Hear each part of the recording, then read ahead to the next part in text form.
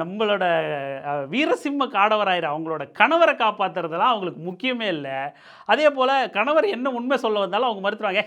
நீ இதை பண்ணியா இல்லையாடா, நீ எப்போ வீட்டுக்கு வர அப்படின்னு ஒரு சீன் இருக்குல்ல, வீட்டுக்கு எப்போ வர வீட்டுக்கு எப்போ வர அப்படின்னு ஒரு சினிமா வசனம் இருக்குல்ல, அவங்க வந்த ரிச்சர்ட் ரிஷியை ஏன் வந்த நீ இன்னும் சாகலையா அப்படிங்கிற மாதிரி, நீ தான் கழுகுப்படையை சார்ந்தவனாச்சே, மன்னரே செத்துட்டார் நீ ஏன் சாகலைன்னோ, நீ ஏன் சாகாமல் உயிரோடு இருக்க அப்படின்னு சொல்லிட்டு எப்படா சாகுவேன்னே தொடர்ந்து கேட்டுக்கிட்டே இருப்பாங்க.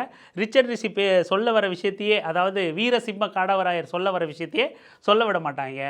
அப்போ ரிச்சர்ட் ரிஷி சாகணும் அப்படின்னா திரௌபதியோட நோக்கம் என்னவா இருக்குது?